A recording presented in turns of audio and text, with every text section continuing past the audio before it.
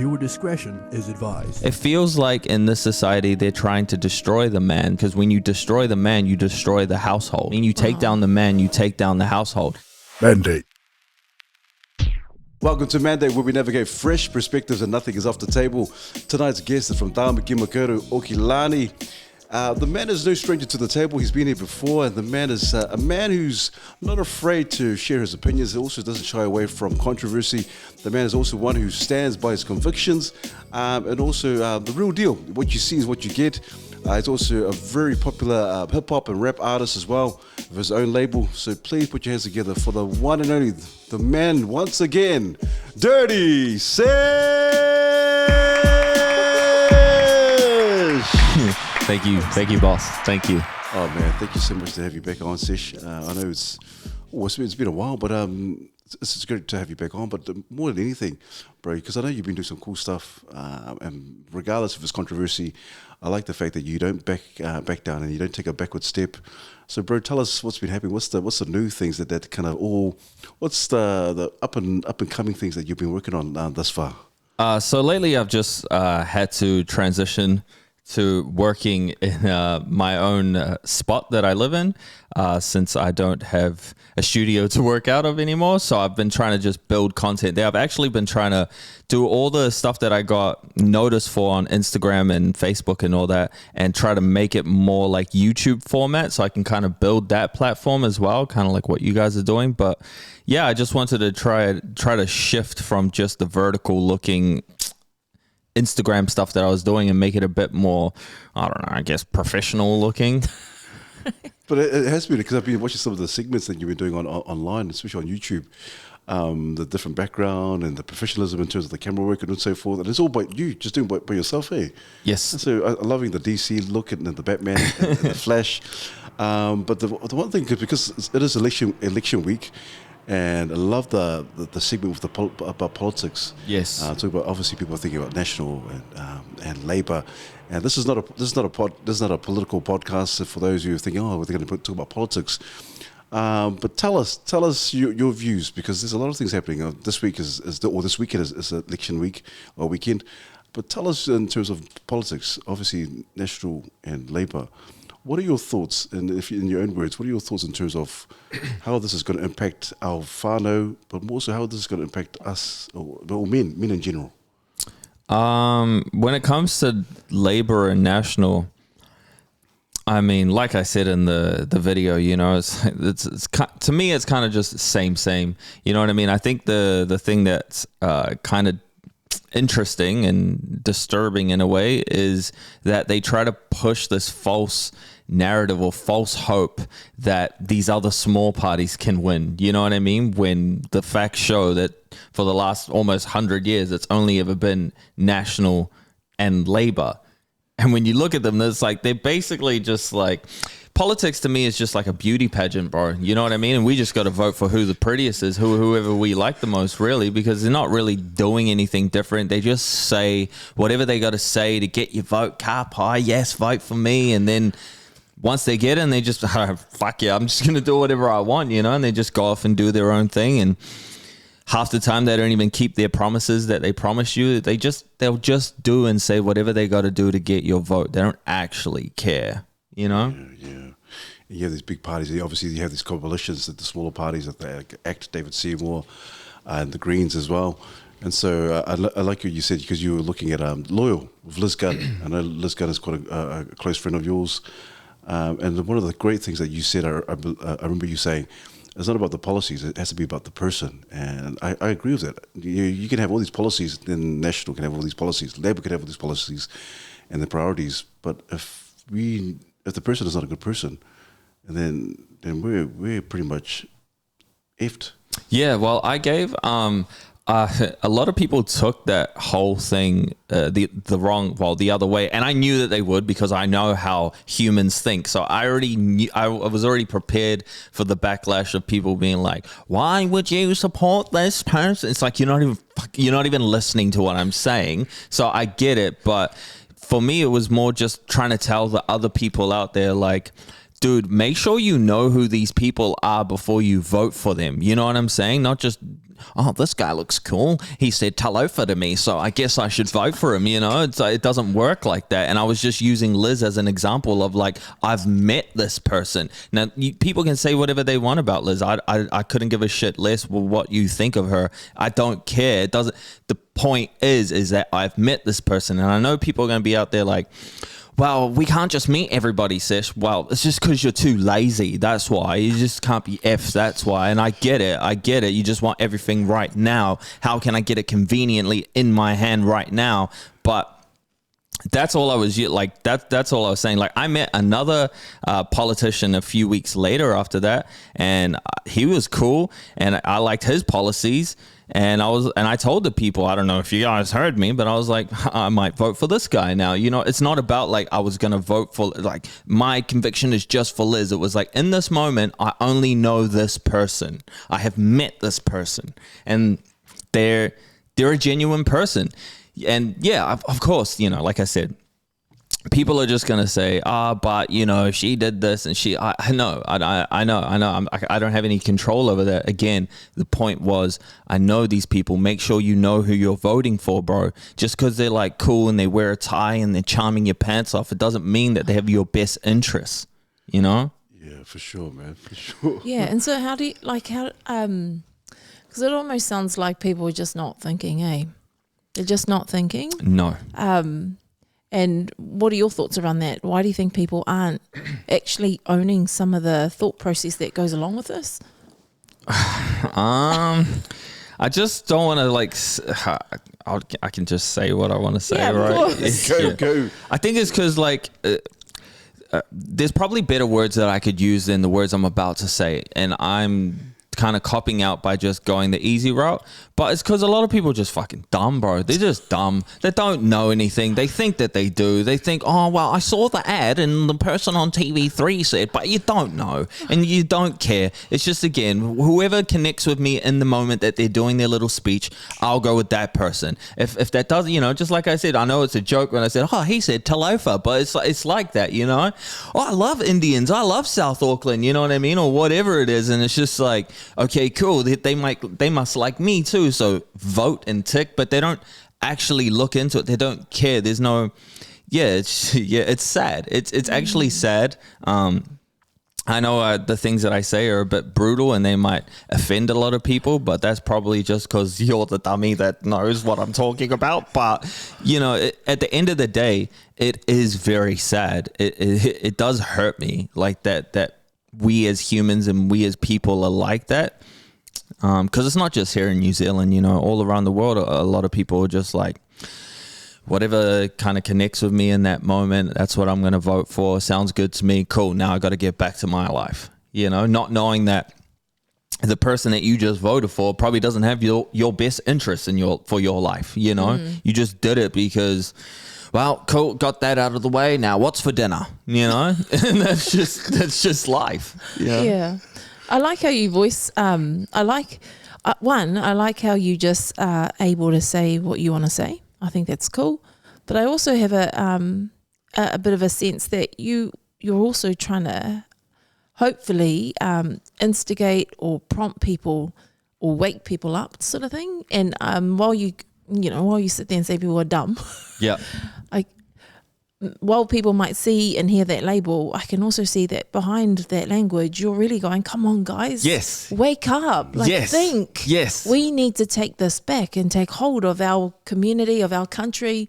And I like that you do that. And I hope that people don't get misconstrued by that they actually hear the heart behind the facade that you have, because behind all of that, you know, you're really like, come on, guys. No, that you nailed it. I never say that because I just, it's not for me to say it. You people out there can just take it how it is. Like they can interpret it however they want, but you're 100% right. When I'm saying like, you're just dumb and all that kind of stuff, it's to make you go, I'm not dumb.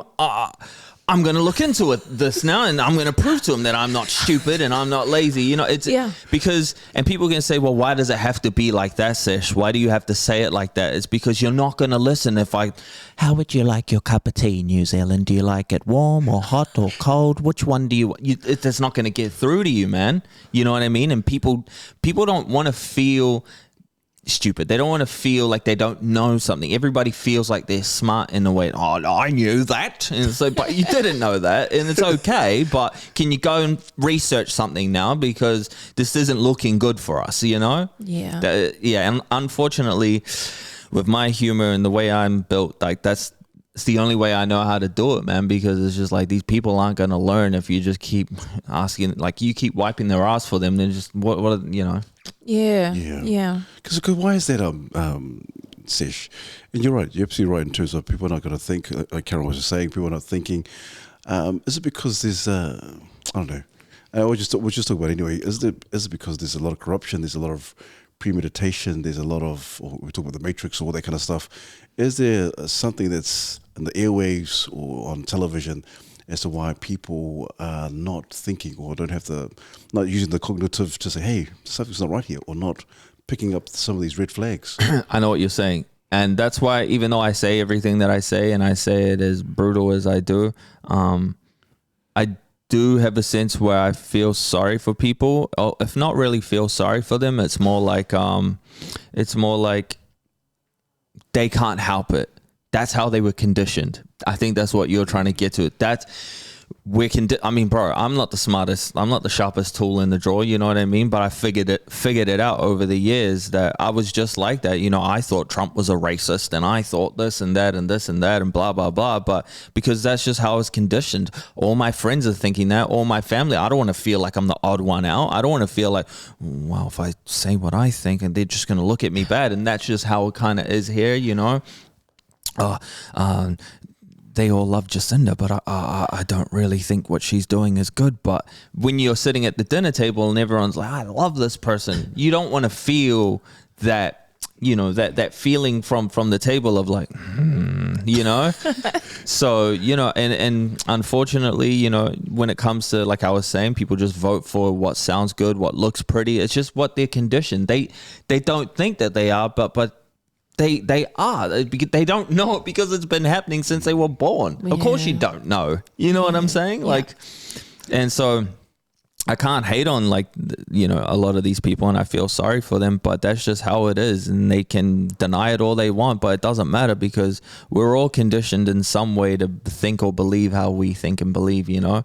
It's just that sometimes their brain can't comprehend that the world that they actually live in isn't actually the world that they live in, if that makes sense, you know? Yeah. Because they've only been given like one shade of it, eh? Yes. And then when you hear, like, for example, you're from South Auckland? I am not, but I have grown up a lot in South Auckland. Yes. So your roots are here? Yeah. So with us being brought up in or raised up in South Auckland, for example, you know, we're spoken to a certain way, we're almost like engaged with in a certain way, and so you hear all these messages, and then all of a sudden your thinking and your reactions all shaped by that. You know, they're all shaped by that. Yep. And if nobody says anything different, you just keep going down that lane. You just keep going down that lane. And so what I like about your approach, and it's, you know, like, I'm from a older generation. And I think some of the people in our generation are kind of going, who's this dude? Who's this dude that's saying this stuff? Because you're also shutting the noise down, because there's so much stuff that is just hovering over people's ears and their minds and making them sort of all respond in one certain way and look one certain way. When you're saying something, people going, who's that guy? Yeah. Why is he saying that? So you're really, really shutting the noise down.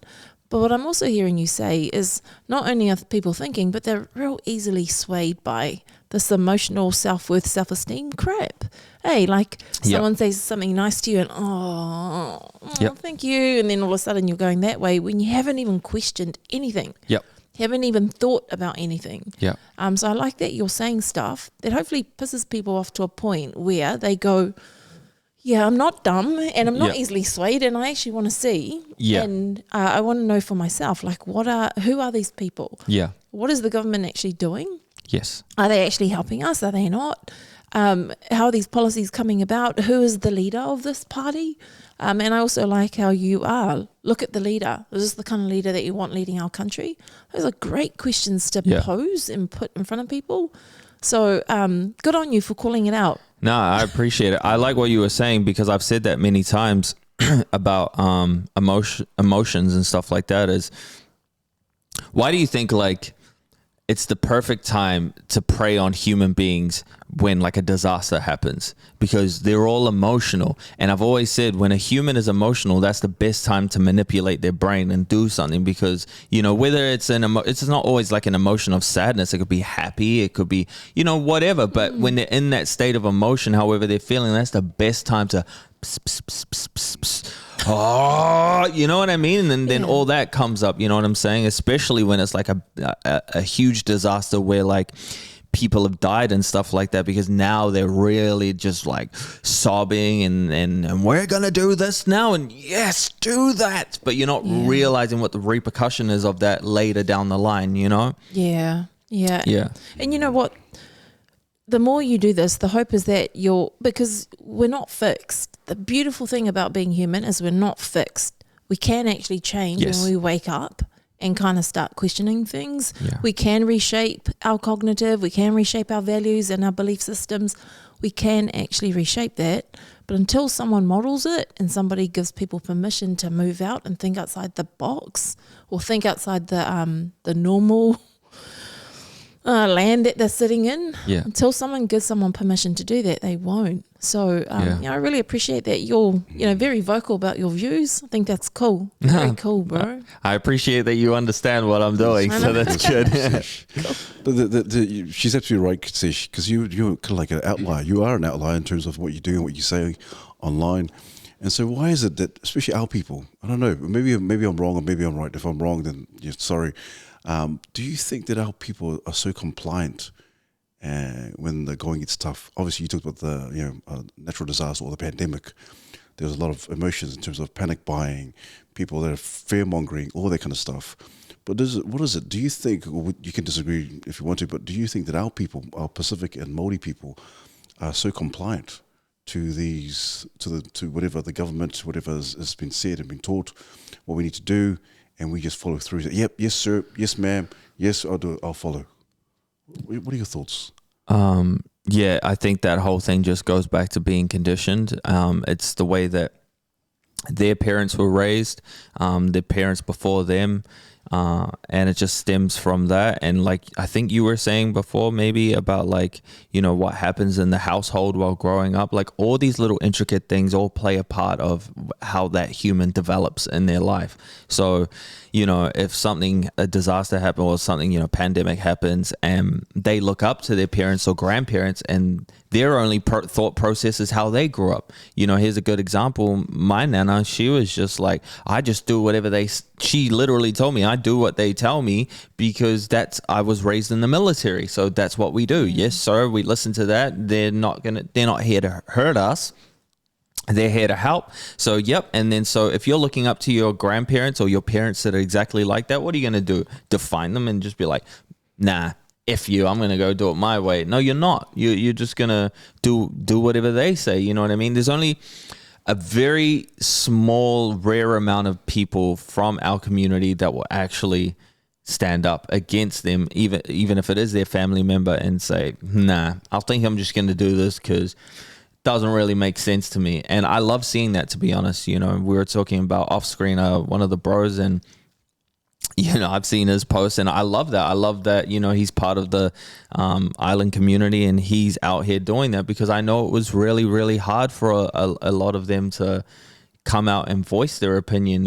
You know, it was just get in line, yes sir, no sir, whatever you want, jab me 20 times, sure, you know. And it's unfortunate. It's really, really sad. Like, yeah, when I see our people just going along, but you know, they play games, because it just makes me think of when they did free KFC in South Auckland for a jab. You know what the fuck you were doing when you did that, bro. You know that we love KFC, brother. We love KFC. All right, I want a family meal right now. You know what you're doing. If I could get a family meal and a bucket and a free jab, fuck, I'm coming back for 10 jabs, brother. This family's consistently around twice. Exactly, bro. Exactly. Yeah. You know, and you know we're laughing and shit because it's funny, but it's sad at the same time because that's just they knew what they were doing. You know, I found that offensive. yes, I same. found that really offensive Yeah. that was dangled as a buy-in for people to get the jab, Yes, as opposed to using the Health and Disability Commissioners Act, where you give people information and they should be given the right to be fully informed to make a consent on anything. Like that should be the process. But during that period, my gosh, people were just, giving them things like KFC, and I'm like, yeah. They just saw a free meal and they were like, sweet. And the sad thing for us is that, you know, and again, it goes back to conditioning. I can't blame them. I can't get mad at them, but it's like, dog, open your eyes and realize that the thing that they're offering you isn't even for your health, but apparently the thing that you get for it is for your health. It doesn't make sense, does it? This one is going to give you diabetes and maybe give you a heart attack later, but hey, you'll get this jab that will be good for your health and probably give you a heart attack later. It was. And it was during a time as well where there was a restriction on supply of food. Yeah. You know, and it just made that more attractive. Yes. And it was just like, I found it really offensive. Oh, so did I. I thought it was really offensive because they weren't handing out free KFC in Epsom, were they? They weren't doing it in the white areas, were they? No, they weren't. Free protein You shakes. know? I think. And people might say, "Oh, I think you're looking too deep." No. It's right there. That's what I'm talking about. Open your eyes. It's right there. They knew what they were doing, man. And yet we have a whole lot of people who are homeless. Yeah. And I've never seen any KFC handouts there. No. So I'm like, come on, not cool. No. Yeah. But you're right, because it is quite offensive. But you know what's really sad, Sesh? They were using our own people to do this to our own people. Yes, and that. It's just crazy. And you're right. You look at it, and obviously there's a lot of campaigns around health. KFC's bad, diabetes, all that kind of stuff, cholesterol, heart disease. Yeah. And then they're offering this to us to say, hey, man. And the sad thing about people are like, yeah, sweet. Oh, get some KFC. And yeah, give me a jab. Sweet as. Yeah. I mean, when I was in quarantine for like the third time, and this time this is when I actually had COVID. And, you know, I'm like, bro, I'm jumping the van. The bro's taking me. I think he's one of us, bro. I don't know if he's Māori or Islander, but he's in the van and he's driving me home. And he's like, so how was it, bro? I was like, fucking hated it, bro. I hated it. Just get me home. I just needed to be home. Felt like a prison. Oh, but you got some mean feeds though, AG. I was like, oh, fuck, shoot me now. I was just like, no, please, brother. That is what they're trying to do. Well, at least you got a free feed, eh? You got free drinks and stuff. It's like, dog, the food that they gave us wasn't even like healthy food. They only had Coke, Fanta, and Sprite.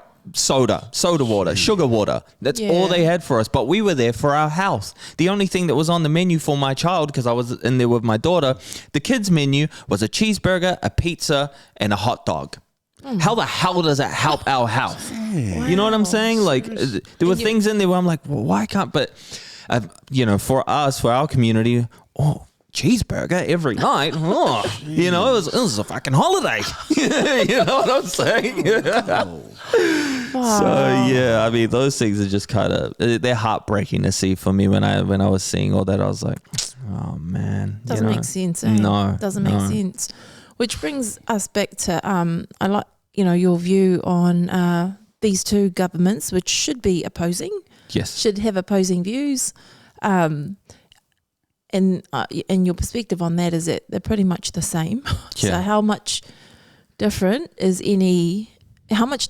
would their influence be as we move into the future type thing, eh? Yeah, I mean, I don't think it really does matter. I know people out there gonna like maybe crucify me for saying that, but I don't think that there is any difference. Like, yeah, sure, this one probably likes sushi and this one doesn't, or whatever. But it's like, who cares? At the end of the day, like, I made a great example on one of my posts where I was like, you have Labour, a party that, forced everybody to get the jab and then turned around and said, no, you did that to yourself. You did that. And then you have National, who are looking to ramp up vaccinations in the beginning of 2024. So it's like, okay, which one do I like? Do I like the ripe tomato or the tomato that's kind of going out of date? That's what it feels like. It's like, which one am I, it's kind of like the same to me, man. Like, again, these guys are just like, they're professional actors. You know what I'm saying? I always say that shit, but it is, you know what I mean? Like, they take media lessons. They know what to say. They have a script before they go out. They have nice lights, kind of like you guys. You know what I mean? They make sure they got a bit of makeup on when they go out, blah, blah, blah, blah, blah. And we just look at it like, nah, that's how they wake up every day. And they just, they just say the right thing. It's perfectly written. The way they speak, it's like, no. Everything is run by these people before they go out and talk and all that. And I don't get upset that happens, because you're never going to change that. You can't change that. That's just how their job description. That's just what it is, right? It's just more so the upsetting part is that people can't see the difference between them. You know what I'm saying? Like, it's like, yeah, again, I mean, bro, the two people running they're both Chris, right? We got two Chris's. How close can you get? I don't know. Which Chris do you want? The one. I don't want to say. The tall one or the short one? The nerdy one is. But yeah, it's like you got. Yeah, they're both named Chris. They're both the same. Just one's like fat and bald, and the other one looks like. No, I don't want to say. The one you want to slap, the one you want to slap. But that's where the little parties are meant to, I guess with the way New Zealand does things, that's where the little parties are meant to come in and do a little bit of instigating, a little bit of prodding, just to kind of keep them accountable, kind of stretch some of that view. But yeah, I don't know, like it's just another ideology, you reckon? Are you talking about like for smaller parties? Yeah, the smaller parties, like that mean to combine with them. Yeah. I feel like, yeah, sure, like, we can vote for a smaller party, but then where does that smaller party go? It goes to the party that you didn't want to vote in. And once they get in, how do you know that this party that they're behind is actually going to listen to them? I've been in conversations, I can't say with who, but I've been in conversations with people where they're like, yeah, so I look over policies and blah, blah, blah, blah, blah. But half the time, I look over policies to give my input, but half the time they don't listen to us. So I'm just kind of standing here doing my job, but they're not listening. And these are people that are in the government. So I've had these conversations, and you're just going, yeah, this is how I thought it was. You know what I mean? It's just, again, whoever's going to be in is going to be the big dog, and whether he wants to decide if he's going to take on your little Maori party or whatever and listen to some of them and whatever hoopla they got to say, then cool. I might listen if it sounds good to me, if it benefits me. If not, yeah, good work, mate. Just carry on there if I can honey, and then I'll just go over here and work and do my thing. That's how I look at it. You know what I'm saying? Because that's just, we just keep seeing a repeated cycle, and the only thing that changes in this world is the disaster. That's it. Think about it. There's always going to be a new thing. I mean, there's a new thing now, the Israel thing. It's just, there's always going to be something. After Israel, there's going to be another one. Then there's going to be another one. It's never going to stop. You know what I'm saying? I mean, sadly for us, it's good content for us because there's always something new to talk about. Unfortunately, but it's going to be something bad and tragic because that's just how the system is, bro. It's just like that, Yeah, and it's kind of like we're just collateral damage. Exactly, man. That's so sad. We're just narrating it. Yeah. I think it's so cool to be able to have this conversation. And I can guarantee people going to be watching this and man, these guys have just lost. They've lost the plot, man. These guys are conspiracy theorists and so forth. And you're going to get ready for the knockbacks. And regardless, I don't care. It's all good. But in terms of the two Chris's, if we get into the two Chris's, if you had a choice, which Chris would you choose? If you had to choose one of those Chris's, which party, Bloods or Crips, whatever it is, which one would you choose? Well, obviously, I wouldn't choose either of them if I really, really, really had to vote. I just want to put that out there because once I say this, you guys are going to be like, oh, yeah, I knew it. I knew he was over there. But it's just like, that's not what it is. This guy just asked me a question. If there was a gun to my head and the only way that I could live is to answer this question, I would go with... I don't know, bro, because I don't listen to either of these people, but I would go with National with that Chris. I was going to say his last name, but I always miss Luxon. That's it, Chris Luxon. I would go with him. Why would you do that? Because look at what the last Chris's party did. That's why.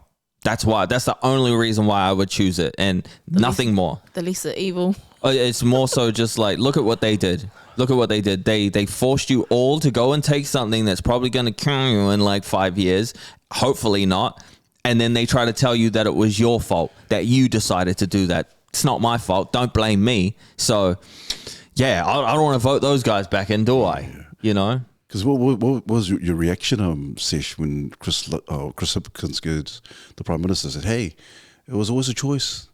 You know, it wasn't forced on you. The vaccination wasn't forced on you, and you losing your job was always a choice. How did you felt in that moment when you heard that? What the heck is this guy saying? When I watched it the first time, my immediate reaction, I laughed.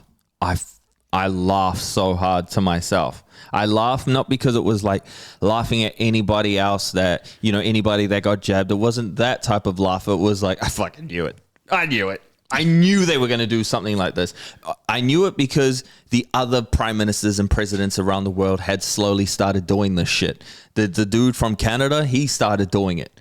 So when our Chris did it, I was like, come on, bro. Like, why you gotta like do that? Like, you don't have to follow what they're saying. Like, are we that much of like little girls that we just follow whatever America and Canada do? Like, but yeah, I just laughed when I first saw it, and then I just fucking set the camera up and I went off. I saw that one, man. So the other countries saying something similar? Yeah, man. I didn't know that. Justin Trudeau. Yeah. He was basically saying, you know, no one forced you to blah, blah, blah, blah, blah, blah. It's just like, okay, bro. Okay. Wow. You know, I know like a lot of people have short-term memory loss out there, but yeah, I didn't forget what you guys were saying prior to that. So it was, yeah. I mean, really, it was sad. Obviously, it's sad. And, you know, a part of me, I'm not going to lie, was like, fuck, I knew I had to just stay solid with my decision and stuff like that, even though with all the shit I was getting for not doing what they were telling me to do. But yeah, I laughed to myself. I thought it was hilarious, and I thought, this is going to make some fucking amazing content, right? I saw that as a hard case, man. But you're right. You're absolutely right in terms of it seems like they get the same playbook, the same script. Yes. Yeah. And it's amazing how these guys can just turn up and say that and think that everyone will be like, yeah, that's right. Dude, you know what I thought when another thing that hit me straight away? It's like, who told Chris that this was a good idea to go out and say that? I don't know. Whoever said it, whoever's a part of his PR team needs to be fired immediately. That was the dumbest fucking decision he could do. Going, yeah, so I just want to let you know it was your choice and we didn't force you to do it. And I didn't actually use this word. I used that word. So, you know, it's just like, nah, that person needs to be fired because that was a bad decision. That was bad marketing right there. I know, like, you saw the shit plummet right after you said that. Even people that back Labour saw that and were like, they didn't know what to do, bro. Yeah. Yes. Oh man, even the deputy prime minister as well. She was I saw you take a photo of her. She's like, oh, is that who that was? The one in the background? Yeah, the back. Yeah. Carmel. Yeah, that was fucking hilarious. Like, look at her, bro. Just look at this evil cow. Like, yeah, it was just funny because that's what I was thinking in my head. I was like listening to her and I looked at her and I was like, and you guys want to vote for these people? Car pie, New Zealand. Car pie, mate.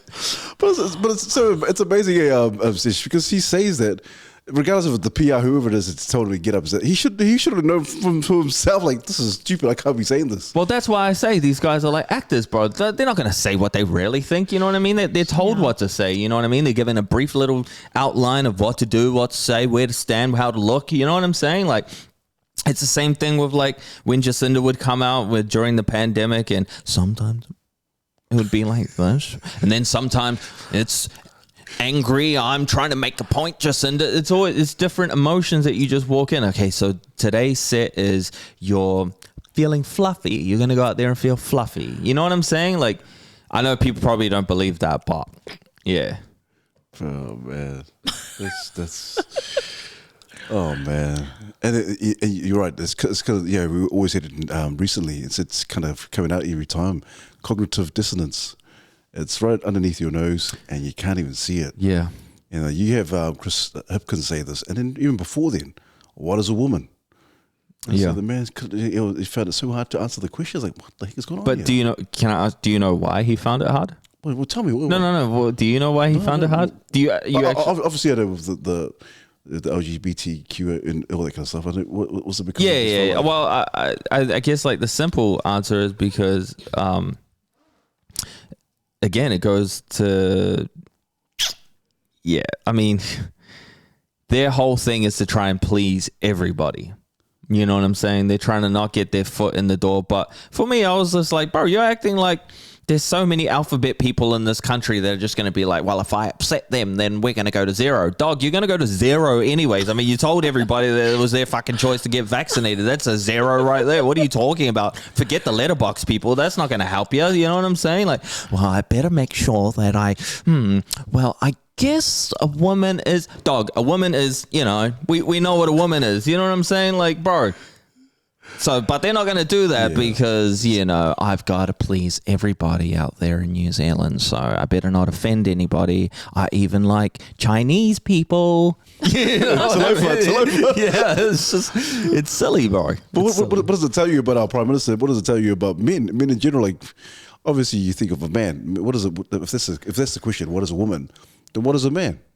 For these guys, yeah, for especially for Chris Hipkins, like he was stumbling through his words, like, oh, and you're right, absolutely right in terms of, oh man, I need to be in the middle, I need to be on the fence on this, because if I do this, then they're going to be after me. Why is it that a lot of the alphabet or the LGBTQA, what QA? QI. Sorry, QI. Is there a new one? There is A though. A is asexual. Oh yeah, asexual. But what is it? What is it? Is when you kind of talk against them, or not even against them, or say something that's quite negative to them, that you get chopped at the knees. Why? What is up with that? I think it's just because we've hit the sensitive spot in the world, in our society, where everybody doesn't want to feel like they're offending anybody, which is just outrageous to me. Like, nobody's offending anybody. We're just telling you facts. You just don't like it because you want it to be your way, but it's not your way. But I look at it going back to like a man and men and shit like that. It feels like in this society, they're trying to destroy the man. So, because when you destroy the man, you destroy the household. You know what I mean? You take down the man, you take down the household. Now your kids are all fucked up because you don't know how to raise them because, you know, you're being too soft. I don't want to tell them off because I was told off and I didn't like that. And so I better not do that to my kid. It's just like now your kid's a fucking shithead running around just doing whatever, yelling at you, speaking to you. You better not speak to me like that, honey. You're gonna have to go in time out. You know what I mean? It's just like, I'm not saying like, you know, you need to like beat your kids or anything, but there needs to be discipline in the household. A child needs to know, no, you don't fucking do that and you do it this way, but you do it with love. You do it with discipline and love. The thing that I feel like a lot of our parents messed up was they just came with the roughness. There was no love. It was just a hiding, and then we were left in the room sobbing like, what the fuck did we do? You know what I'm saying? There was no explanation or, hey, so the reason why I was angry and you got a whack today was because this and this and this. It's and I want to make sure that you aren't like this out here in your life, and, you know, just laying ground rules and just things that happen in the real world. But when you start letting your kid do whatever they want to do and you just don't discipline them and they're acting like a shithead and you're just like, it's all good. It's like, it doesn't end well, you know what I mean? And then you have all these sensitive kids. I think I'm a zip zap zam, and I'm gonna think I'm a Tim Tam. It's like, you know, no one's fucking saying anything to these kids. And well, I'm trying to tell a point, man. You're making me laugh. But you know, and then you end up with kids like that, and then everyone's out here applauding them and stuff like that. And you know, the kids like, well, why didn't I get a trophy? I came fifth. It's like, yeah, you came fifth. You're a fucking loser, mate. Go out there and work out or something, you know, get your skills up, brother. It's like all these kids want to have a trophy for like coming last. Participation. Yeah, it's just like, that's not how it is, you know. But again, goes back to conditioning, because these adults, you know, like our parents or parents like in that generation, they're like, well, I was beaten and I didn't like that. So I used to, you know, beat my other kids and smack them, and now they're shitheads. So I don't, you know, they don't realize what they're doing, that playing the safe game isn't a good thing in the long term, you know, is basically what I'm trying to say. Man, word up, man. Oh, I think a lot of parents need to hear that because I think you're right. I think there's a fine line here, Sesh. There's a fine line of, oh, no, don't do that. You go to the corner and raw discipline. And I know, and I've seen it. It's proof that boys like boundaries. They like rules. They like to say, hey, you can't do that, and you see a little respect when they go, oh, you can't do that. And when we as men take charge of, hey, you can't do that, don't do that. They respect that. But when you let them do anything, you run away and just get away with murder. It's like, oh man, of course they're going to behave and play up. Yeah, there's a lot of repercussions that come with that they're not understanding or thinking about for years later. You know what I'm saying? They just think, well, I was a good parent because I didn't do it the other way that I did to my kids, or the way that I was treated as a kid. You know what I mean? And it's like, unfortunately, I believe it's because you're not doing it properly. And I'm never trying to tell anybody how to raise their kids, but there is a fine line between beating your child and disciplining your child. Do you know what I'm saying? And disciplining them with love and explanations to why that happened, so they don't leave like I did or other kids did, like, I just feel like shit because I just got a fucking hiding, and like, yeah, I did something bad, but there was nothing after that. There was no explanation. There was no, I'm sorry. There was no, look, listen, son, the reason why this happened, there was none of that. And looking back, it's like you can't get mad because that's how their parents did to them and all this kind of stuff. But that's why you need to break the cycle. You need to be the person like myself that breaks that chain. You know what I'm saying? Like, I've disciplined my kids. That's why whenever I'm out with my kids, I'm not even trying to be like that, but I've had so many compliments over the years that, man, your kids are just so well respectful and, they do this and do that. Is because, yeah, I fucking taught them to be like that. Yeah. You know what I mean? They don't run game around here. You know what I'm saying? But I didn't beat them. They're not terrified of me. They understand. Like, they know, like, if they do something, they'll look at me and be like, but that's because they know not to do that. You know what I'm saying? You shouldn't be doing that. It's not about, oh, I'm fearing for my life. And that's what a lot of parents and people now, they think, oh my God, my kid's going to live with trauma if I do that. It's just like, no, you're already traumatic as it is. So, yeah. But yeah. Yeah, communication is important. Yes. Yeah. Yes. Yeah, that's cool. It's funny you say break the cycle, because I'm sure when I was in my teens, which was years ago, decades ago, and they used to have this ad about family violence. And it used to be how we need to break the cycle. And the issues are still here, eh? They just haven't gone away. Yeah. It's still the same cycle. It's still the same methodology around how to try and give people tools so that they're not in that emotional state and reacting as opposed to responding. Yeah. So I'm like, I don't know. I hear you, but I'm also like, oh my gosh. Like, where do you start? Yeah. Like, where do you start? Like, there's generational stuff. Yes, it definitely. Societal stuff. Yes. And, like, with all the stuff that we all sit in, it's generational, it's societal, it's systematic. Yeah. It's like, where do you start? Yeah. I mean, and I'm sure there's a lot of people that watch my stuff and they're like, okay, thank you, Sesh. Thank you for the Mr. Obvious, but what's the solution? I don't know what the solution is. I do know that there are solutions, but everybody is different. I always say people aren't going to change until something traumatic happens to them, or something that's just so crazy in their life that makes them switch. You know what I'm saying? Like, even like a breakup with like a relationship, or, a loss of someone, hopefully not that traumatic, but, sometimes these things are necessary, and they only switch their mentality when these things happen, unfortunately. And unfortunately, it's always when it's too late. You know what I'm saying? Like, I wish I had done that before. Well, and then they get depressed and they stay in that pocket now. And now they victimize themselves with that. But they should be looking at it like that was a lesson. Now, how do I improve myself moving forward?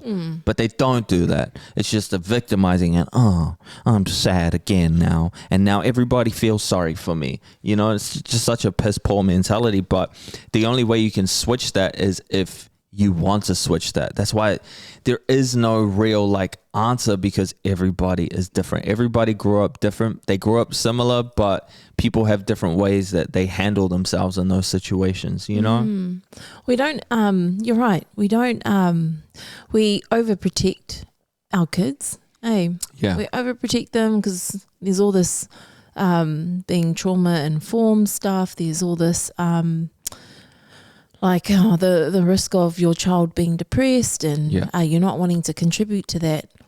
And as you know, New Zealand has the youth in New Zealand have the highest rate of suicide in the OECD countries. Yeah. And one of the questions that I get from people who come from countries like Russia and those countries where they have war constantly, they're having to leave their country or leave their town by foot. And they come here and they're like, what is wrong with your country? Why are you guys topping it on the suicide rates for young people on a world level? And why is New Zealand even on the map for some of these outrageous health statistics? Yeah. Why is New Zealand like this? Because in our country, we don't even have a home. We've got to walk out of the country when we have war and things like that. So what I'm hearing you say is we're overprotecting. We're not bringing adversity in sooner than it needs to be. We're almost shunning people away from it. And you're saying that's what people need to be resilient. That's what people need to grow. This is the stuff that people need. But we're just overprotecting. We're not really giving them those experiences. Yeah. And then we battle with screens and all sorts of things. I mean, I don't know. It just feels like a shit show. Yeah. No, we live in a country where our governments have they're the type of government that create a problem and then give you the solution for you. You know what I mean? It's almost like a babying you thing, They make you feel like you're a victim, and then you feel like a victim, and then they come in with the solution. But they already had the solution, bro. They created the problem, and then you feel like then that's where that self why doesn't anyone love me? You know what I'm saying? Where it's like, bro, I've been to places in the world where I've been to a place, for an example, one of the places I've been to was a place called Skid Row in LA. And it's basically 5 Queen Streets long of just homeless people. And it's not just little scattered people. They're stuck right next to each other. These people are effed. They have nothing. They have no one coming to save them. And at that time, we had people over here, Wins won't give me my extra $10 for my ciggies. It's just fuck, what the? You're lucky that you're even getting money, bro. You know what I'm saying?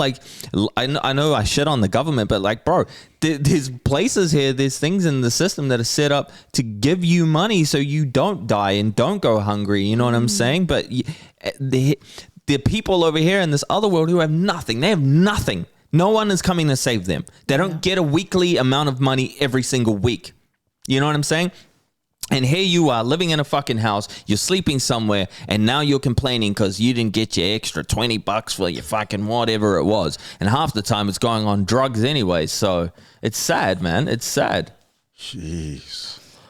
It's interesting. Hey, you talk about wins, and then talk about the government, the system, and then that money. We whine, we act like victims. And so it's kind of like a cycle. The government's like, oh, sweet as, we just give you your $10 or whatever, $27, so we can keep you in that pocket, keep you there, stuck there. Emotions. Yeah. Emotions. And now you're feeling these emotions, and now I'm coming in and I'm going to say, hey, I can make it better. Vote for me. And that's what it is. And, this guy can, he can save us and da-da-da-da-da-da. And yeah, it's just a continued recycled. And my whole speech about the LA thing, and it's just perspective. It's just, the one thing that I've noticed here in New Zealand is that a lot of people, especially our people, we don't travel. We don't, a lot of us can't afford it or whatever, but you won't understand what I'm talking about until you actually leave the country and go into these places. It didn't hit me until I was there. I had seen videos of Skid Row, I'd heard of it, but until I was actually there and smelt it and was there, you see it with your eyes, you go, fuck, we got it good back home. We got it really, really good back home. I can't believe there are people whining and bitching about missing a couple dollars. You know what I'm saying? So, but here in New Zealand, a lot of people don't have that pleasure. They just don't want to they don't want to get out of here, so they'll never understand. They'll never fully understand. They'll just sit there and be like, no, it's just like, but you haven't gone there. You haven't traveled anywhere. You've never been outside your box. You stay in your box watching the box. You know what I'm saying? And there are levels of poverty. Obviously, people think, oh, well, we are poor. I am poor. You know, and you look at some of the households and the whānaus and aingas, kaingas, and there's a level of poverty, Sesh. And so people may think, oh, well, these guys are saying, no, that's true. You don't know my life. You don't know where I've been, what I've done. But I can guarantee you, if people, like you're saying, if they were to travel outside of Aotearoa and see those slums and see the stuff in India or in you know, in the Middle East or Skid Row, we have it good here. Yeah, I don't want to, and that's a good point, bro. I don't want to dismiss and just say like, nah, like there aren't any like slums here, or like there aren't any hardships here, like with certain, you know, communities and people at home. And I'm sure a lot of things that I say, that people are just going to be like, oh yeah, sorry about it, Mr. Fancy, that you can go travel. To be honest, man, all the times that I traveled to America and even to Germany was from my hard work. That's what it was. I didn't have the money to go and fly there. I got sent there because of my hard work from the shitty circumstances that I was in. You know what I'm saying? I used to live in Glen Eden, so there was a garage at the house, but in the back of the garage, there was actually a little like cut off place where they used to grow things, right? And those things weren't growing there anymore. So I put a mattress down. There were rats there, and I just had my computer there, and I would sit there and make beats and record all the time. And I was happy because I was doing what I was doing. I didn't complain like, fuck, there's a rat running up and down. I didn't give a shit about that. My goal and focus was on what I was committed to, and that's what got me to travel around the world. I'm just putting that out there because I don't want people to think like, well, not all of us can afford to fly to America. I can't fucking afford to fly to America either. These people paid for my trip, man. I didn't pay to go to Germany. These people paid for my ticket to go to, because of the hard work, you know? I'm just trying to say, like, I'm not trying to dismiss anybody or say like, you know, people don't have it hard here. Of course, man. Fuck, we all have it hard. But I'm just trying to say the system is set up here to make you feel even more shit about your life. When really, in reality, when you look outside of the scope, it's not as bad as you probably think it is. And you can make it work. It's just a lot of people can't be bothered. They just don't want to, man, because why would I go out and do that? I get $300-400 every day from Wins, and you know, got my ciggies, my cup of coffee, you know what I mean? And that's cool, dude. I'm not knocking that. I'm just saying, like, you know, it's not going to change until everybody out there wants to change themselves. Jeez. It's because we're all desensitizing, Sesh, that our people, and I've met people like that. You know, I get more at once than if I had a real job. Yeah, same. And I've seen that. I've heard that, and then you think to yourself, man, the potential, the talent, the natural abilities within our people, our tangata whenua and Pacific people. But yet there's that, you talk about the system. There's that thing. There's the blockage there. Like, oh, man, no, it's all right. It's all good. There's that cap there. Yeah. Like, no, it's all good. No, it's just, this is as good as it gets. Yeah. Don't really need to do anything. Yeah. And that's, again, like, not trying to blame or anything, but that's just the system set up to make you feel that way. You know what I mean? Because if you didn't have that, what the fuck are you going to do? You're going to starve unless you get off your ass and go and do something with your life. But because it is set up that way to make, you know, people out there to be like, brother, I got it good, mate. Fucking rent's paid, you know, got fucking KFCs coming through, you know, da-da-da-da-da. It's just, that mentality is just, it's stuck there. And that's why I say I can't really get mad at these people, because that's how they've been conditioned. You know what I'm saying? Like, fair game, bro. You're getting money off the government. You don't have to work. Bills are paid. Fuck, yeah, well, why not? Why not? You know, I don't knock those people for doing it. I mean, that's their hustle in their own way, but what's the trade?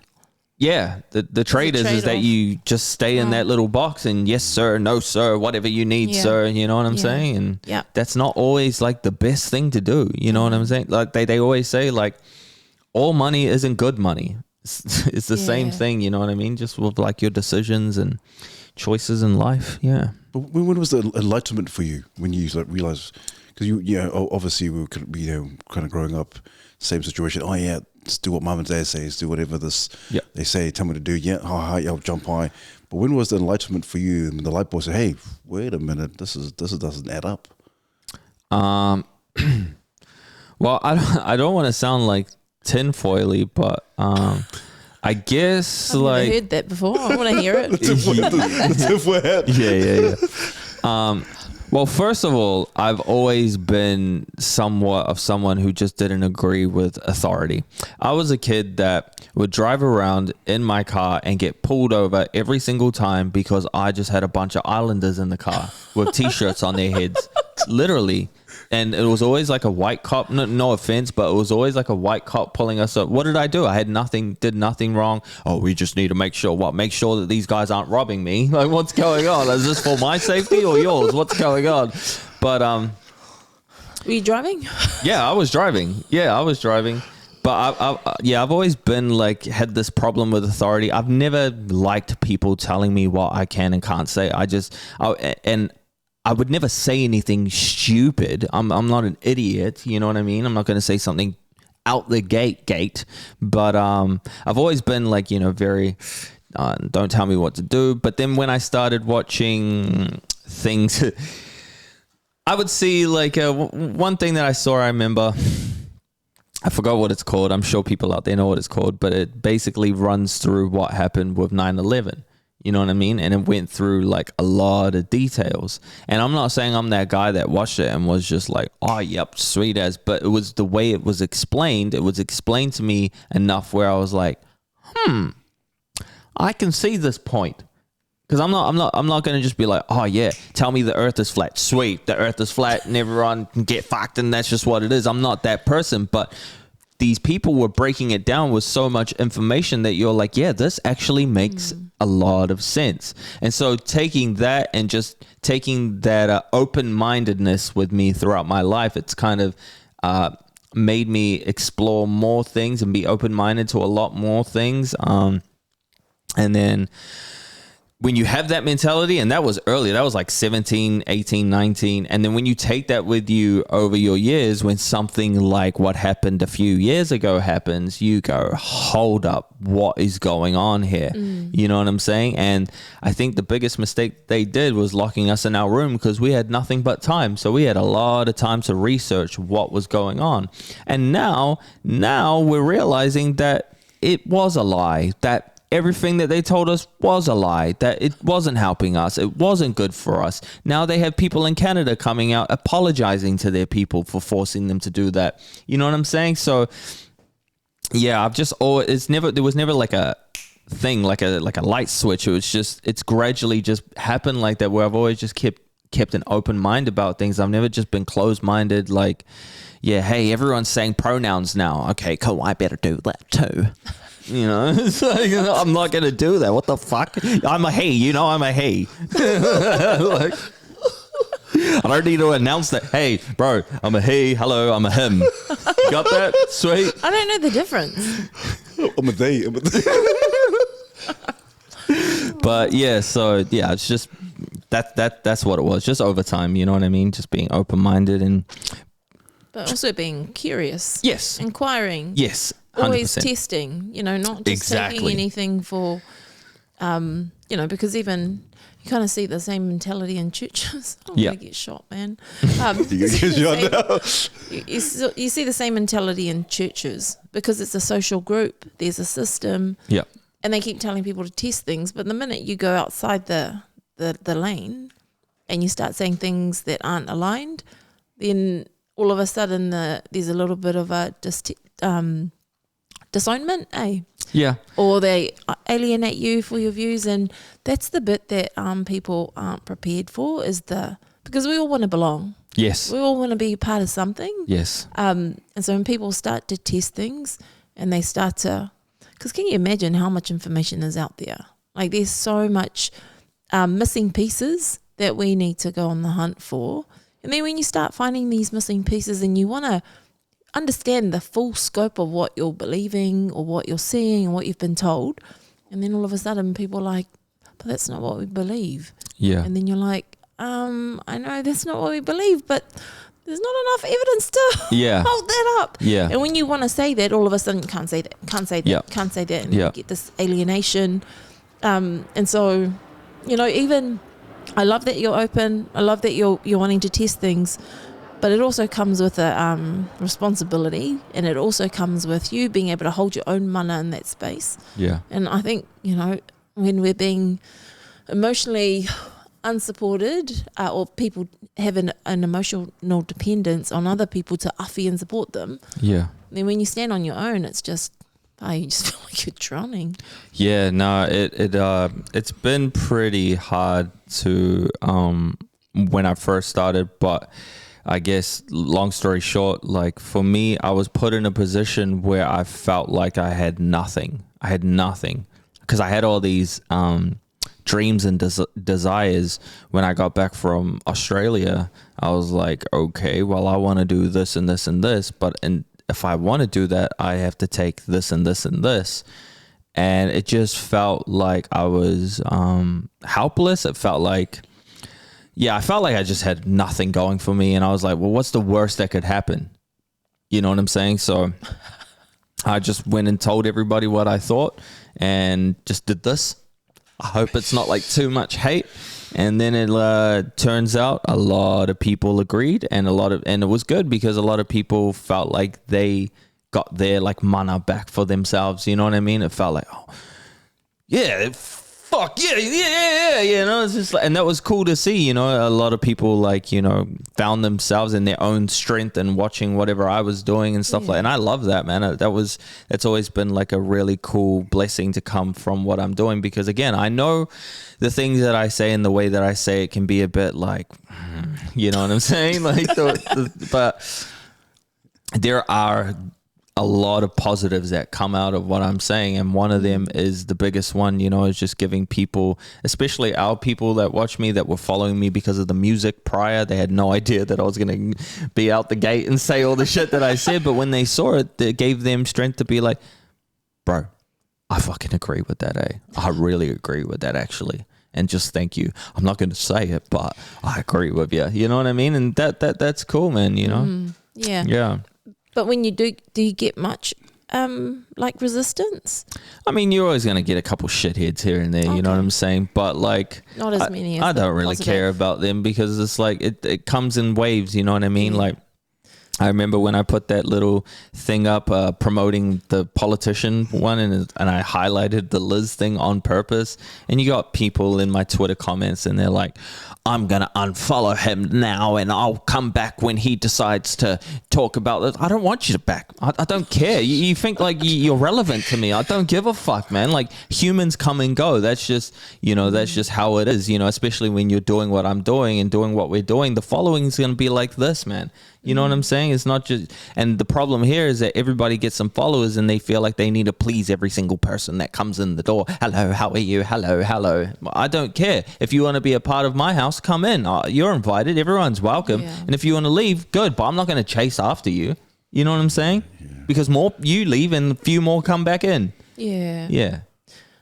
Because I guess what I'm getting at is like when you are hit by that wave, what keeps you grounded? Because I think it's important for people to know that some of the things that you might want to say or want to make a stand for, it comes with repercussions. Yes. And so that people don't waver on their beliefs, like what are some things that you can advise them to do to stay grounded, so that they're not like, oh no, okay, everyone's just against me now, and got to go back. Yeah, I hear what you're saying. Yeah, because I think I think we can model being outspoken, we can model sharing our perspective and all that. And I love that you're saying that you have heaps of support. But for those who may get one or two of those hater sort of comments, and quite often they weigh a lot more than 100 positives sometimes. I know, I know that. Yeah, I've lived with that. Yeah. So how do you stay true to yourself and not feel like you've got to waver back? Like, what do you do to ground yourself, just to kind of give people some of those tools? Because I think that's so important. Okay. So I can only answer this question from my own personal perspective. Yeah, You know what I'm hard out. saying? Yeah. And I say that because not everybody is trying to do what I'm doing, but to try and answer your question as best as possible. Because I was that person. I was that person that would get like 100 good comments and a couple ones, and I'd just fucking zoom in on them and just highlight and just magnify it, and you know. But I guess for me it's a bit different because I know what I'm trying to do, and I understand. I've been doing this for years. I've been doing the music. I got shitted on while I was doing my music career. I got diss tracks at me. I know how the game goes. I know how humans are now. I know how they function. I know where their brains are at most of the times. So what I'm trying to say is I don't worry about that. And one thing that keeps me focused is being consistent with my work, is just moving on to the next, because I know for me, I'm always going to have something else. So that's why I was saying earlier, like, it doesn't matter if you leave, bro, because if I drop something next week and it's that good, you're going to come back anyways. You know what I'm saying? That's just real shit. And that's just, people need to get that in their brains of like, you can't get so hung up on that shit, man. I know it's hard. I know it's hard, bro. I really, really fucking know it's hard. It's not easy. But if you really want to do this and you really want to be out here, or even if you're not trying to and you get a couple bad comments, it's just like, it's hard, because if you're not trying to do what I'm doing and you just get a couple bad comments, you can't really change that, because we are, as humans, we are like that. You know, we do highlight that, and it's hard, but the way that I get over it is I know what I signed up for. I know what I'm saying. I'm very self-aware. I'm very self-aware of the things that I'm saying. I know what's going to come with it. I know what kind of shit's going to happen. Just like I said earlier with the Liz Gunn thing, I knew people were going to just go, oh, this is just a New Zealand loyal ad. No, it wasn't, you fuckwit. It was this. But you just didn't take the time to listen. But I don't care, because I knew that was going to happen. It's, for me, when I do my thing, I don't know how this is going to come across. When I do my thing, I look at myself as like the Joker in a way. Not that I like want to be the Joker, but in a way of just like, I feel like my content causes chaos and I'm just watching it. And I've just put it out there just to watch all the little mice run around and scatter. Oh my God, look at what he said. And I'm just like, look at these guys. I don't know. So when I see bad comments, I don't give a shit. It's just like, okay, because I've already got something else set up. My problem was back in the days, I would get so sad that nobody watched my music video. But the sad part is because I didn't have another music video coming out later. You know what I mean? So I'm just so hung up on that, because that was my whole everything. I put so much work, and I'm talking about myself. I put so much work into this video and only 1,000 people watched it, but I'm actually sad because I don't have anything else after that. You know what I'm saying? So it sounds like to me, you have a vision. Yeah. Because you said you know what you signed up for. And it's important for people to hear this, because if you're wanting to voice your opinion in the midst of a majority that stand in the norm, and you want to voice a view and you want to start walking it, really important that you know what you're doing and why you're doing it, eh? And I don't want to be like, know your why. I hate that talk. That know your why stuff just bugs me. It's so cliche now. But what I hear you say is, you know what you signed up for, and you know what you want to achieve. Yeah. And all of that. And I know what I'm saying. I know it upsets people. I know it offends people, but that's the whole point, because again, they're not going to listen if I just serve them a cup of tea. They don't care, bro. You know what I'm saying? It's like, hello, New Zealand, blah. Oh, you've already scrolled on. But if I say, hey, listen here, dickhead, you go, oh, who the fuck is this guy? I'm not a dickhead. You know what I mean? I'm going to say something. You know what I'm saying? Like, great. It's the whole point. Yeah. The whole point of Sesh is for you to voice your opinion as well. You know what I mean? If you agree with it, you agree with it. If you disagree, then disagree. It doesn't bother me. You know what I mean? Like I said, I'm here to just put out this content. And then whatever you guys want to do with it or think about it, that's up to you. Because the very next few days later, I'm putting this one out. And then I'm putting this one out. And then I'm going over here. And then I'm talking about this subject that has nothing to do with politics. And now I'm doing this. Because I know that people just think, oh, this guy just does political stuff. But I don't. It's just, that's what caught on. You know what I mean? Like, that's what got everybody in a... They got them all in a little, it's one of your branches. Chaos, see? Yeah, exactly. So what is the big picture? The big picture is just work. For me, I'm just working and doing everything that I can and anything that feels right and feels good. And I mean, I would love to have my own show. I would love to have, some type of, I don't want to put out what show, but like I would love to have a show. I would love to do something a bit bigger because I feel like, I know it's not common to say this shit, but I feel like a superstar. I already know that I am. You know what I mean? It's just I've never been given the tools to be able to really show people what that is, unfortunately. And unfortunately, the tools are money. And but there is a bigger goal than just what I'm doing. I'm just doing what I'm doing for now. So hopefully one of these millionaires that keep watching me, they go, you know what? I should take like 0.0.1% of my money and put it behind that guy. You know what I'm saying? But I get, people want their money back and blah, blah, business stuff. But yeah, there is a bigger picture. So for now, I'm just doing whatever I got to do. I make rap music as well. I haven't been putting it out as much because, I mean, I want to do it in a big way.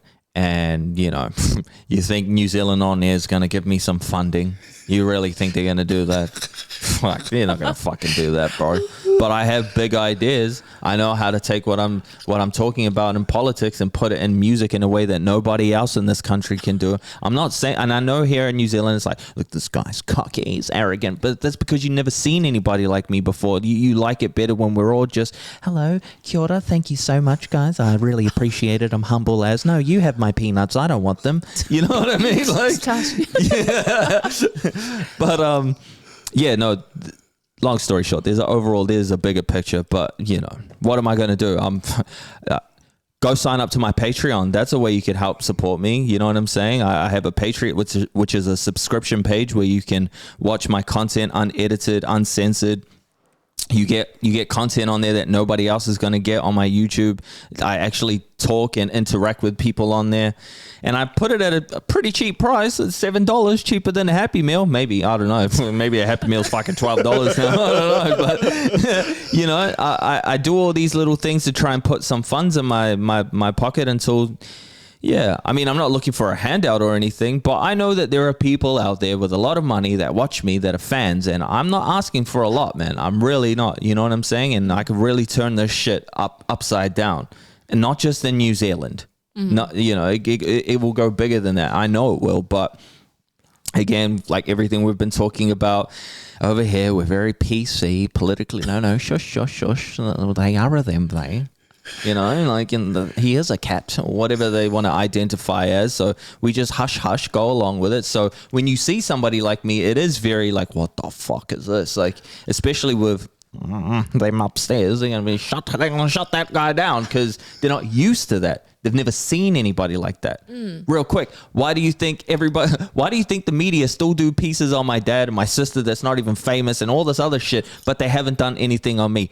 Think about it, bro. Think about it. You know why they haven't done that is because they know it'll bring more fans and more attention this way. It wouldn't damage me. You know what I'm saying? Yeah. Sorry if that sounded arrogant. I'm not. I'm just being fucking honest, bro. Yeah, that's not arrogant at all. You know what I like the most, Sesh, is that you have a plan. You have a plan. It's not a fad. Like, oh, I'm just going to do something, just put on here, put online, and whatever it is, and just hope for whatever.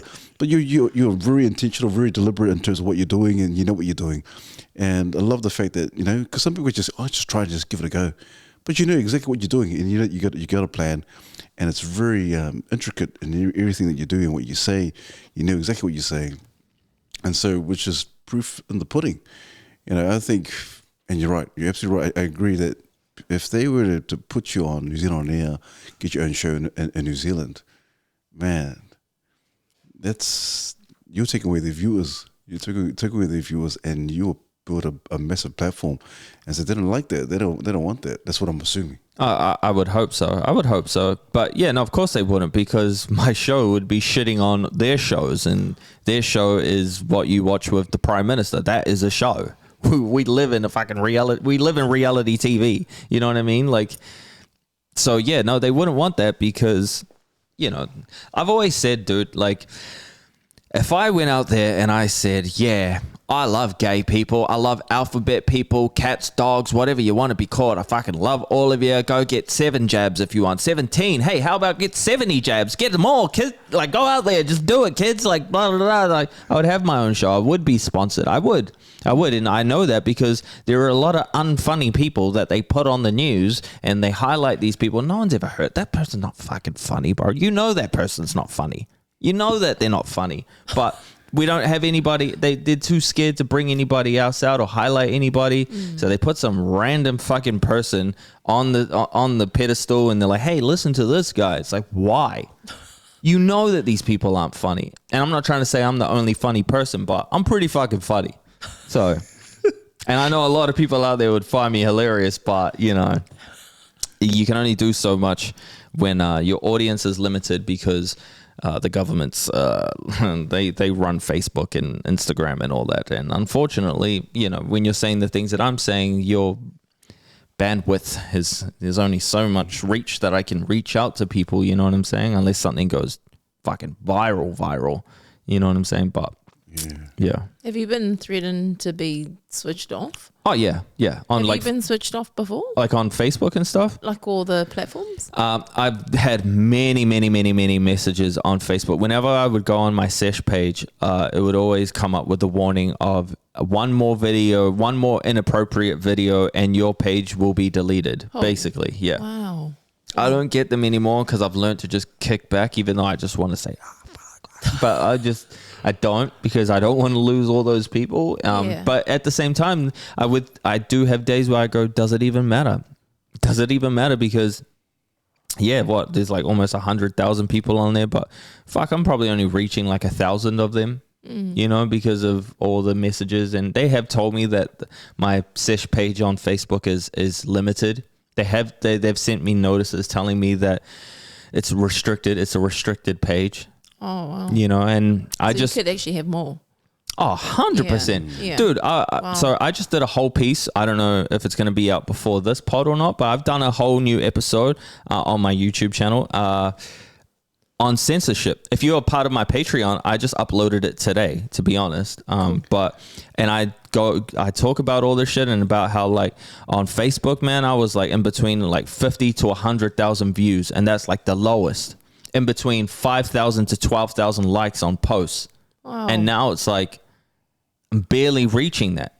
You know what I'm saying? Just put filters on you. Oh, bro, man. It's like it's almost like somebody saw what I was doing and said, "Fuck, put sellotape on that guy." You know what I mean? They did it on TikTok too, eh? Oh, dude, I don't even use TikTok I have a TikTok. I use it here and there. No, I don't do it. That is the worst platform I've ever used. Yeah. That is the worst platform I've ever used. Yeah. There is no. They take my shit down like that, man. And if it's not for misinformation, it's for being insensitive. Or if it's not insensitive, you were talking about suicide. And if it's not suicide, it's you were just being mean. It sounds silly, but these are fucking things. These are notifications I've actually had. Wow. You know what I'm saying? Yeah. On TikTok. Yeah. No, it's crazy. It's actually fucking pretty depressing, to be honest, because it's like I can't really expand the way that I want to. And again, it's a little like boo-hoo, but I'm just giving you insight that because this is the resistance you've got to fight against. I mean, like, of course there's all these highlights and stuff that come out and people with all the stuff we talked about, but there are a lot of fucking negatives that come with doing what I'm doing, man. A lot of negatives, and one of them is not being able to expand my reach and just tap into people, because the whole point of what I'm doing, I'm not trying to talk to everybody out there that already knows about this shit. That's like talking to your mates in the garage. I'm not trying to do that. I'm trying to talk to the people outside, you know. I'm trying to reach the people who may not think like we think, or not have an open mind, and maybe get them to be like, that was funny and I got some information out of it. You know what I'm saying? That's why I'm doing this. Yeah. It's not to just talk to all the other fucking cuckoos out there like, hey, let's all just wear tinfoils on our head and sit in a circle, you know? Yeah. You know, I'm not trying to do that. I'm trying to tap into the other people, man. And they know that. Or they can see that. Yeah. You know? And it's all walks of life now, man. With the music, it was majority just the bros, the oos, and all, just that was it. The brown people, cool. And now with this shit, man, it's like, yeah, we've gone beyond the hood now. You know what I'm saying? Like, I got like people that look like they could be my lawyers. They could be. Sesh, I'm turning around. Oh, what the fuck's going on? Turn around, this old white guy in a suit. I fucking love you, mate. I fucking love you. You're just like, hey, thanks, Peter. Thanks, man. Thanks, buddy. Yeah, cool. yeah. No, it's really That's cool. cool. I've had like people, like Asians, that like don't even really speak English. Oh my god, I love you, and you're just like, oh my god, this is so cute. Like, this is so cool. India, like everyone, man. It's just expanded. That's why I believe in myself, and that's why I keep going, because I've seen it. I might not always see it on the gram, or it might not always reflect in the views and the likes and stuff like that. And people can say, hey, why do you get hung up about likes and stuff like that? I don't, but it really helps. Especially when you're trying to make a point. Yeah. It really helps, because it makes people go, oh shit, there are a lot of people that actually agree with this. Yeah. It's that perception to the untrained mind in a human. Oh my God, 5,000 people like this post. Yeah. What's going on here? Yeah. How did I miss that? Yeah. Yeah. And then you watch it and you go, holy fuck. And then it's that thing that even if you were going in with a negative view, you're looking at the comments are all fucking good. You're going, again, I don't want to sit at the table and be the outcast. Yeah. I want to be in. I want to be in with. I love Sesh. Yeah, he's fucking cat pie. I love that guy. So, or they could be like, man, I think that. I just didn't want to share my thoughts around that, and because other people think that. Yep. I can actually say something. Yeah, because now I feel like a part of like a crowd that actually is saying the same things that I've always thought that I was too afraid to say or whatever, and it just makes them feel good. But again, there are some fucking drawbacks to this shit. I've literally had like no work in the last year. I've just been like working off trying to either like somebody will donate like $10 or $20 or something like that. But it's gotten I don't want to go down like that road, but there are a lot of downsides to what I'm doing at the same time, but I just try to keep a smile and just keep going, you know what I'm saying? But it's been pretty rough. Yeah, and like you said earlier, that rough stuff, it brings a whole nother side of you, like whether it's your survival mechanisms or whether it's just you find another part of you that you didn't know was there, but the adversity brings that part of you out. Yeah, man. I mean, there's so many times I feel like how like an alcoholic or a drug addict would like, they see like an alcoholic would see like a drink and they'll be like, and they're like shaking and because they're tempted, but they know not to do that.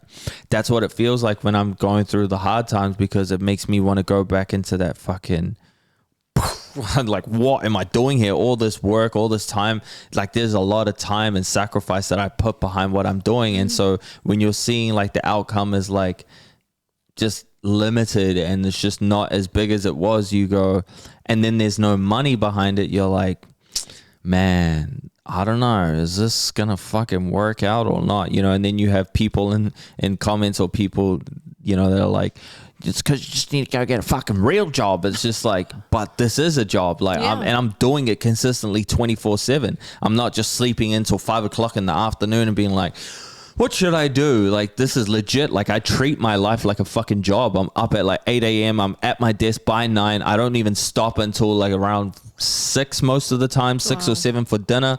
And then I do it all over. Yeah.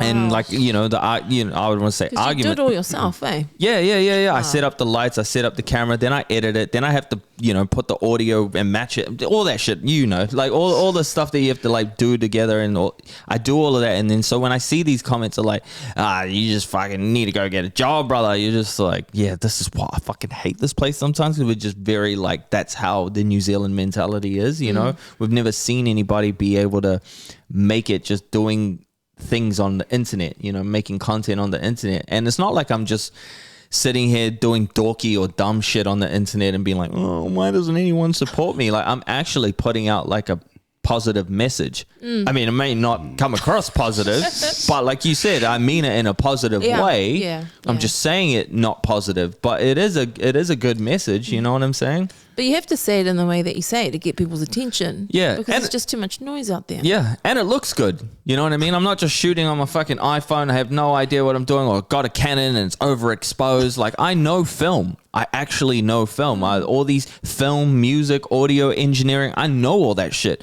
So I know, like, I try not to let those comments of like just get a job and all that shit really bring me down, because I go, nah, bro, you know what it is. And people that watch, they know what it is. They think you're shooting on a fucking iPhone 27, but it's not.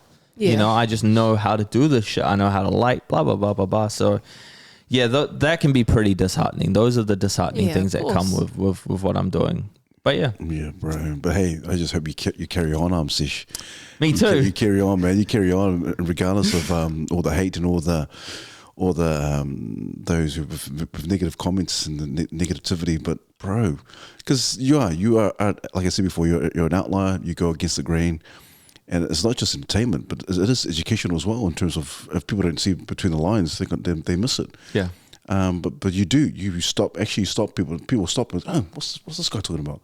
So you actually stopped it, and the work that you do, bro, it's nothing goes to waste, bro. Yeah. Hard up, nothing goes to waste. I can guarantee you, bro, probably in the next year or whatever, you will have your own show. And I know you're saying just for the sake of saying it, bro, because I really believe it. You believe it. You said it yourself. Yeah. You believe without a shadow of a doubt that you are a superstar. And that's rare. That's rare for some people. I'm talking about our people to have that mentality. It's not even about arrogance. I know it's not arrogance, because you're such a cool cat. And so for one of us to say, I'm a superstar, and you really believe it and be intentional on what you're doing, bro, that's different. That's so different that a lot of our people are going to go, oh, bro, yeah, that's right. Those haters are going to go, I got to do a U-turn and go, bro, yeah, that's Sesh. That's my boy. That's the guy who's, I know him now. You're actually opening up the minds of our people to really think, to critically think, and also empirically think, like, man, maybe there's something true. There's some truth there. Maybe I should be connecting those dots.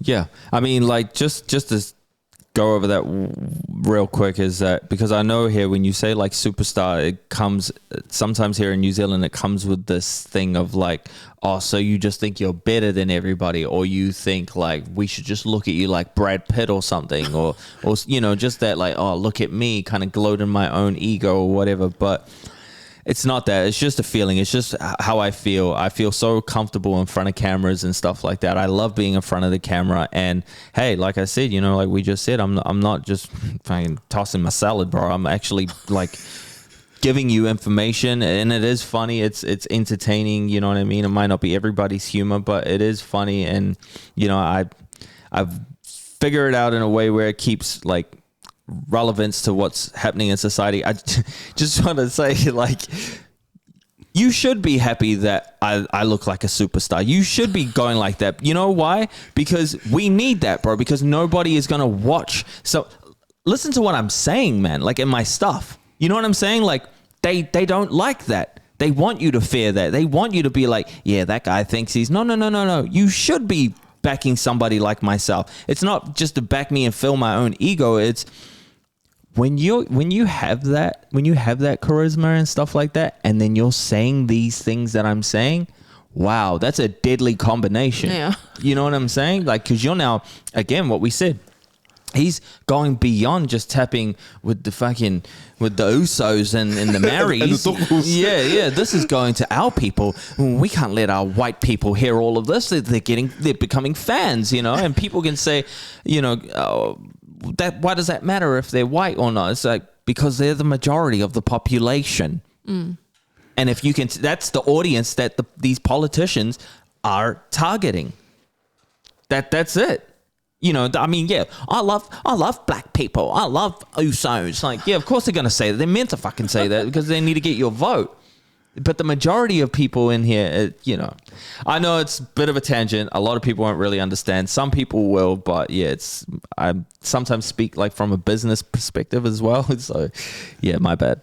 Because you're an entrepreneur, man. You're an entrepreneur, man. That's who you are. You're a businessman. You're a musician. obviously content creator and influencer. So so much things that you're doing, bro. But You're a disruptor. yeah, you disrupt a lot of stuff. But also at the same time, bro, I think there needs to be someone like you. There's only a remnant of people like you, or a group of people who think, man, and what you bring, Sesh, is a lot of courage. There are a lot of people out there who want to say what you're thinking, and a lot of people who think, man, I'm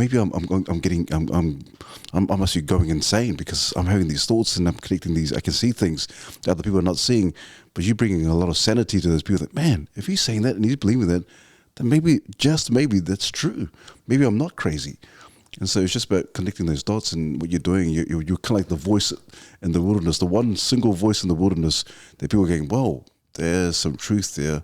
I need to do my own research and figure out, maybe, just maybe, Sesh is onto something. And I'm not saying I'm a superstar again. Real quick, one last thing. Because I know people are going to fucking shit on me for saying that. But I just want to be clear. I'm not saying like, I'm not just saying that I'm a superstar and celebrity to fill my own ego. I'm saying this because I want people at home to feel the same way. Because you probably are, but you let your family and your friends and all these other people, all these other decision makers for your life decide your outcome of your life. But you know what you are, because I was like that. So I just want to say that real quick. Cool, man. That's so cool. That's so cool, bro. It's powerful. Yeah. You make me feel like a superstar as well. You are, boss. A mandate superstar. Bro, man, props to you, man.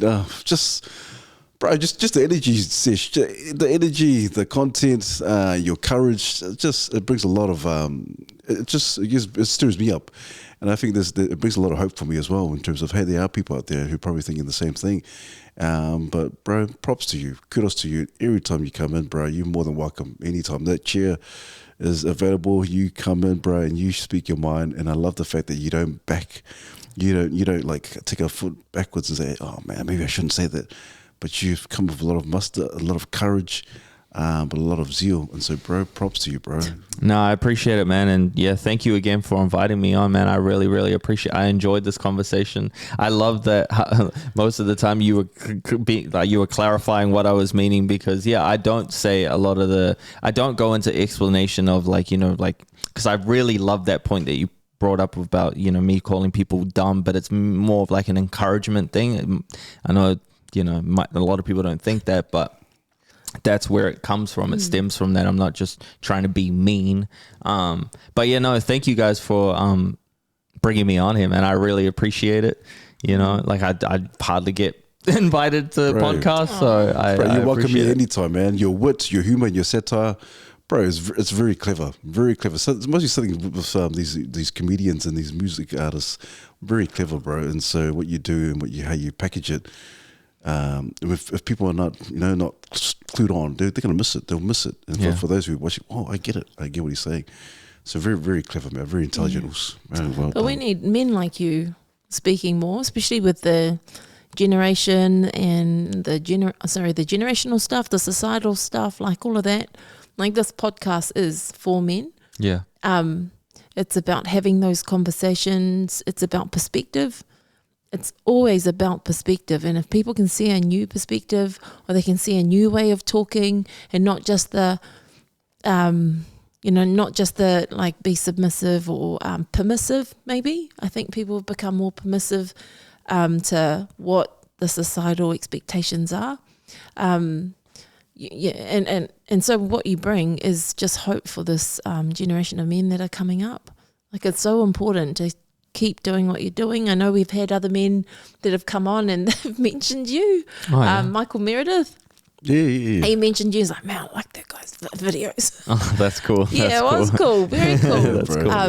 Very, very cool. And so when you have these kind of people supporting you, it's awesome. But we need to keep supporting, voices like yours to be able to show men. You need to have your voice. You need to be able to voice what you're thinking is right or isn't wrong. Because if it doesn't happen, like you said, they're the leaders of our homes. Yeah. They need to be leading from the front. Yeah. Not from the back. They need to be in the front. And the only way they can do that is by seeing other men do what they do. So I really applaud you for that. I appreciate it. Thank you. Yeah, Thank you. Cool. And I like the way you talk. do it too. Bro, man, just no holds barred, man. But I think it's so true. It's very important, Sesh, because you give them the opportunity to test things. You want people to test things and you go, oh, what is it? And research. And not just take it for face value. Oh, maybe that's just it. But you want them to be awake. And so, bro, kudos once again. Every guest that comes on, bro, we always give them a gift. Bro, I did, we gave you a sketch last time, but I did another sketch, another cartoon sketch, a chalk art for you, bro. And so this is on behalf of the Mandate team, bro. Hopefully this can fit in your car, bro. Sesh is like, Sesh, this is on behalf of the team, bro. Oh, this is for you, bro. It's a cartoon sketch of you, bro. Holy shit. This for you, bro. So yeah, bro, man. Thank you so much for tonight, man. You because this is your second time round. So every guest that comes on, you're an honorary guest. Dude, that's awesome, man. That is awesome. Thank you. Nah, all good. Is it going to fit in my car? No. Well, I hope it can fit in your car. If you can't, I'll drop it off. No. I got you. Thank you, man. That's fucking awesome, bro. Thank you. I'm sorry for all the F words, but yeah, that's. Don't apologize. You come as you are, bro. It's all good. And so, bro, yeah. You gave me like a Michael Jackson nose, boss. I love it. You got a white nose anyway. I have a question. Like, how do you look after you? Like, in the midst of all the mahi you do, and you're doing it on your own, on very limited resources as well, and you're having to kind of motivate yourself. Yeah. Daily. Yeah. And those are some long, hard hours that you're putting in to produce the kind of content that you're producing, and it's free. Yeah. And it doesn't have pay, like a guaranteed pay pack at the end of the week. Yeah. Like I really want to acknowledge the space in what you carry. Yeah. And with all of that, like, how do you look after you? So it might sound corny, but the only thing that I have is just telling myself that everything is going to work out, that it can't be this. There is no way that I was given all these skills and birthed with all these things that I have inside of me that I know that I'm really fucking good at. This can't just be for me to just die and just be like, yeah, well, that was it, and just go get a job and cool, and that was it. Like, there's got to be more, and all I know what to do and to keep my mind going every single day is to just stick with it. So I've got a routine from Monday to Friday where I'm just every day. The only time that I have a break is for an hour when I go to the gym, and I'll just like get a sweat on or whatever, just to keep that up. I eat good. I make sure I'm not eating like shit food. I cook all my meals, blah, blah, blah, blah, blah. But yeah, no, mentally it's just, it gets hard, man. It gets really, really hard. Again, I don't get like fucking depressed or anything depressing on here, but I just tell myself everything's going to work out and everything is going to be okay. And just do this. And just fucking please, something's going to work out, But that's it. And just keeping that mind frame of like, nah, we got this. We fucking got this, boss. Yeah. And yeah, it is hard because it's very hard to keep that mentality 24/7, to be like, nah, we got it, especially when you're not seeing the results or anything like that. But yeah, I just tell myself we fucking got this, bro. So we just keep going. Yeah. We just keep going, Wow. and just try not to make the same mistakes where I just do one content and then that's it, and then sit on my ass for a couple of days. I'm always doing something. Even the days that I don't feel like doing it, I set the camera up, I pull the fucking mic over, I push record. How you going, New Zealand? Da, da, da, da, da. And then after it, I'm like, I feel way better because I actually got something out of the way, as opposed to just sitting in that, I feel sorry for me, And plus, I can't be on here doing what I'm doing and then fucking go home and be like, why doesn't anyone like me? I got to keep it, I got to keep to my own word, Do you know we've had some pretty high achieving people who come here. You sit there with them, because when we ask them what keeps you going, how do you keep yourself in a good headspace, and they say what you just said. Yeah. They move from the head to the doing. They move from the head to the body. Yeah. And so you just doing it day in, day out, keeping your sanity intact. Yeah. Bro, Bro, kudos to you. That's thank cool. you. Thank Very you. cool. Nah, thank you. Props, man, Sesh. Sesh, is there anyone, I don't know if there's anyone new that you can think of that could come on the podcast? It would be ideal to come on the podcast, brother. Oh, jeez. Chris Hipkins? Would you bring him on? Hey, I'll bring him on if he's willing to come. Yeah, for Maybe sure, he can man. tell you it was your fault that you went and got the jab. I don't know. Hey, Chris, if you're watching You this, know what? hey, If he bro. comes on, you're coming back, bro. Bro, you're going to be co-hosting on that one, bro. And you can present his painting. It'll be a big dildo. Poor Chris. Oh, man.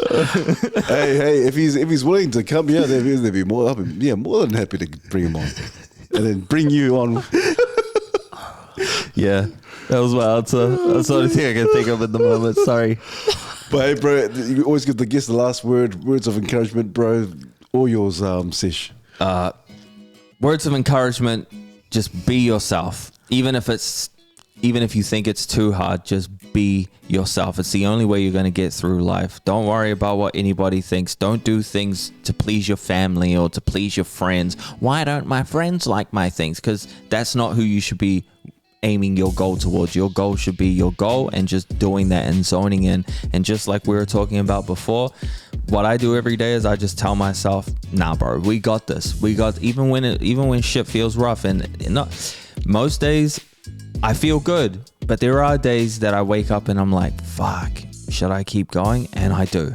I just keep going. I just keep going. Keep going? For some reason that sounded fob, just keep going. Yeah. Or was it keep going? That's one. Anyways, yeah, go out there and be somebody. It's your coconut side. Yeah. Oh, man, thanks, bro. Thank you once again, Sesh. Please don't forget to like and subscribe and comment. We look forward to your wealth in our comments. And as usual, Recharge. refine, unlock, and take Take charge. charge. Mandate.